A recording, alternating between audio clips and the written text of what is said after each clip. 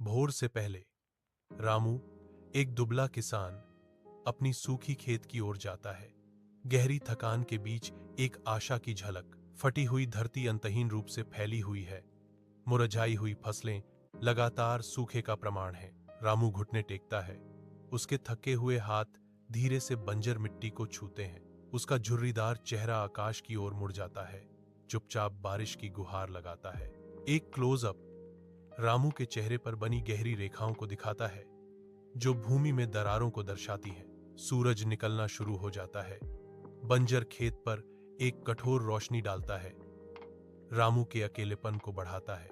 कड़ी धूप में साहूकार रामू के विनम्र घर के बाहर खड़ा है। उसकी छाया निराशाजनक दृश्य पर मंडरा रही है। शांति चुपचाप आंसू पोंछती है। मां का दिल टूट जाता है, जबकि बच्चों की चीखें उनकी भूख की गूंज है। रामू गिड़गिड़ाता है। उसकी आवाज निराशा से कांप रही है, क्योंकि वह साहूकार से एक पल और मांगता है, उनके जीवन को बचाने का एक मौका।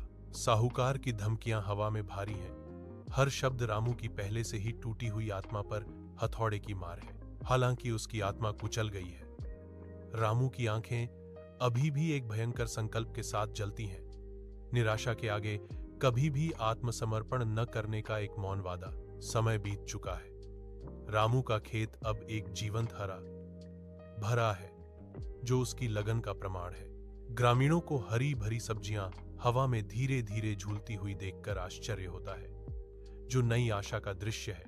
हलचल भरे बाजार में रामू का चेहरा गर्व से चमकता है, क्योंकि वह अपनी फसल बेचता है, जो एक अच्छी तरह से अर्जित इनाम है। कर्ज चुकाने के बाद रामू के बच्चे अब स्कूल जाते हैं। उनके भविष्य संभावना से उज्जवल है। रामू गांव से गुजरता है, सिर ऊंचा करके। कड़ी मेहनत और आत्म सम्मान के धन का प्रतीक है।